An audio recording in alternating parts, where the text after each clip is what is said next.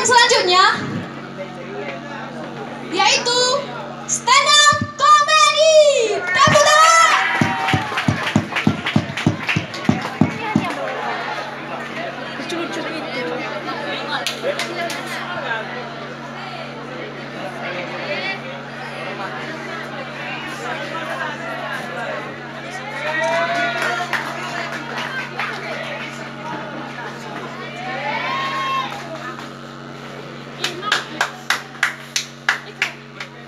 Baik, perkenalkan nama saya Renin Tadius Guru.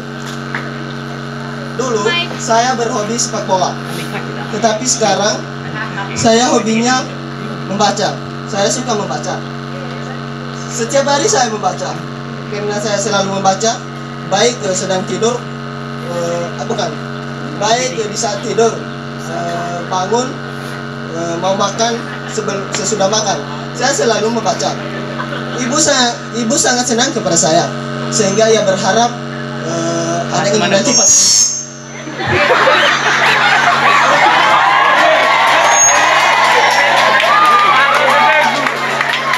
pasti anak ini nanti jadi juara.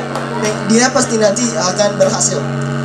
Nah, karena terus belajar dan belajar, entah apa yang mau dibaca, membaca dan membaca, belum tentu menulis lah.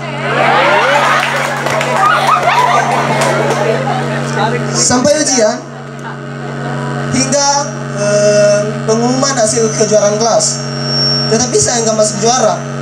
Saya tinggal mendengar aja. Pulang ke rumah, saya ditanya oleh orang mama dan bapak, "Nak, juara apa di kelas?" Saya jawab, "Nggak masuk." Tapi tanya, "Kan selama ini anak kita kan belajar selalu membaca, sebelum tidur selalu membaca. Mau kemana selalu membaca, membaca dan selalu membaca." Tapi jawabku, ya memang saya selalu membaca, tapi yang saya baca sebenarnya cerita Upin Ipin.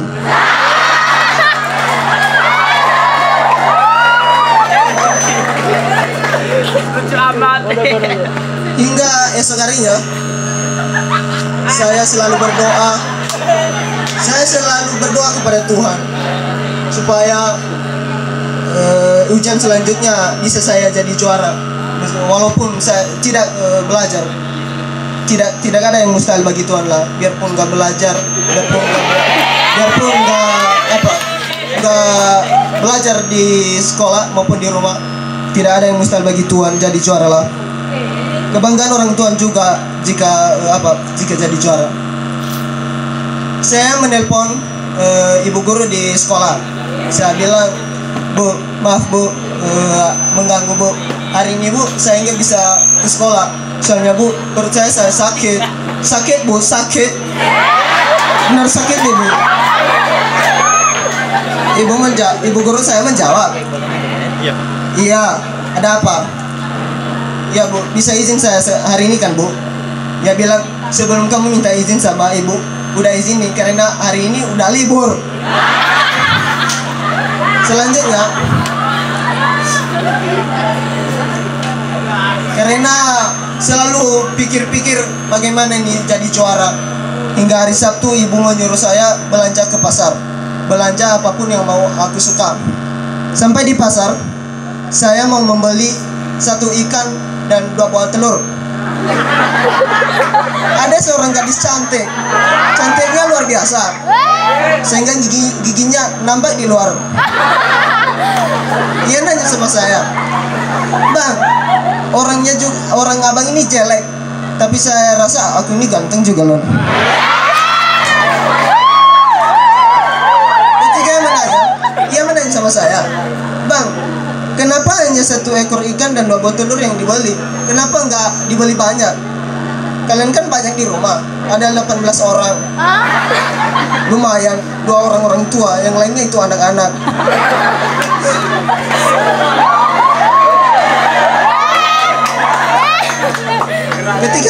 Ketika ditanya itu, kenapa dibeli hanya 1 ekor ikan dan kenapa 2 buah telur, terserahlah mau apa yang saya mau beli, terserah saya aja. Tetapi saya jawab kepadanya, oh saya mau beli 1 ekor ikan dan 2 telur. Saya kan laki-laki, yang cocoknya itu 1 ikan dan 2 telur. Gak mungkin yang lain. Ya pergi saja. Saya cuekin aja lah, pulang ke rumah. Di jalan, setelah pulang ke rumah, terjadi hujan di jalan. Ketika terjadi hujan, rasanya saya mau lapar. Saya ketemu dengan bapak-bapak yang menjual mie bakso. Saya tanya pada bapak gitu, saya mau membeli bakso.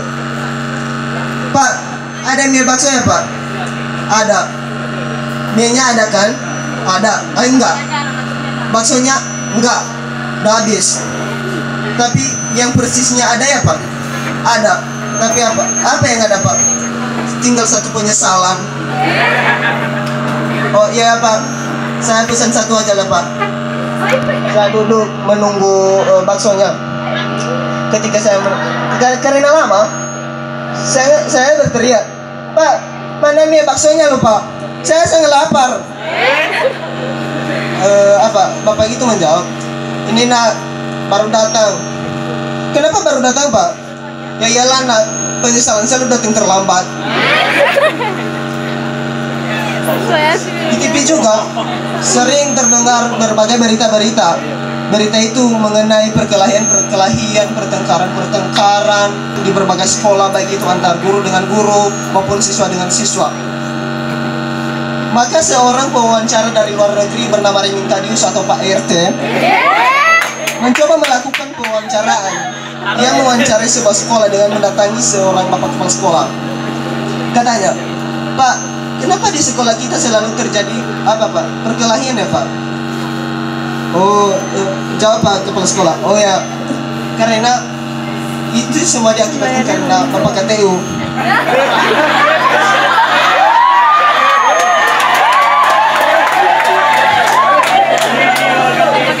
Mendengar hal itu, Pak KTU tidak menahan emosi. Dia langsung mengetok kepala Pak kepala sekolah.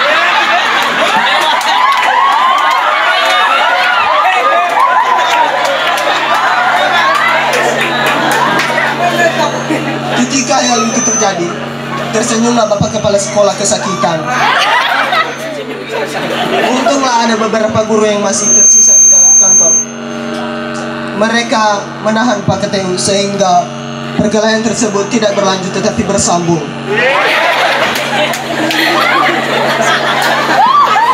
Sesudah terdiam semuanya, maka kepala sekolah kembali menjelaskan, maksud saya yang sebenarnya bukan Bapak KTU, tetapi kepanjangan dari KTU, yaitu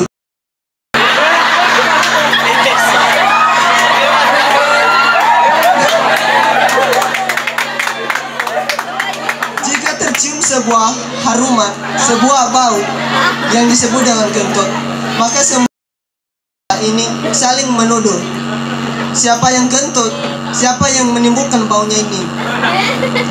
Jika tidak ada yang saling mengaku, maka mereka semua akan berkelahi seperti perang dunia ketiga.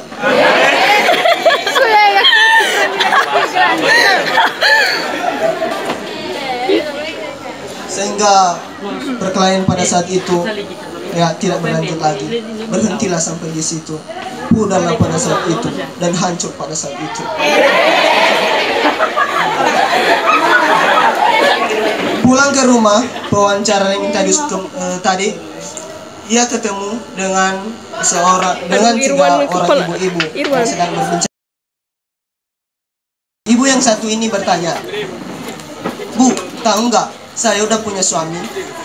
Ibu-ibu yang lain menjawab, tahu, tapi suami saya tidak ganteng, tapi orangnya sangat baik. Setiap detik dan waktu memberi tamparan kasih sayang.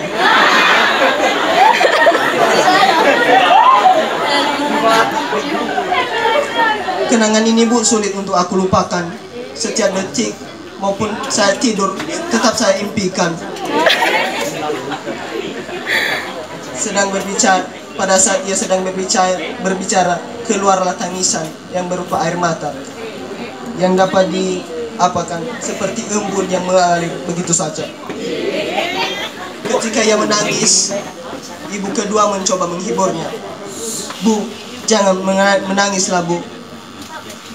Ciptaan Tuhan Subhanahu wa Ta'ala menciptakan manusia dengan berbeda-beda, menciptakan manusia dengan penuh kesempurnaan. Jangan nangislah, Bu.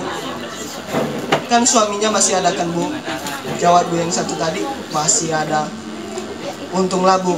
Moga-moga Tuhan memberi kalian rezeki banyak anak sebagai generasi muda berkualitas.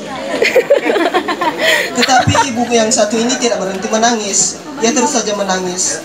Entah mau minta apa, enggak dikasih duit juga. Karena terus menangis, ibu ketiga mencoba menghiburnya. Ibu, janganlah nangis, Bu. Tengok muka anak-anakmu yang 21 ini, Bu. Udah pada imut-imut dan jelek-jelek. Membuat hati ibu sangat susah. Ini saja mereka lah, Ibu.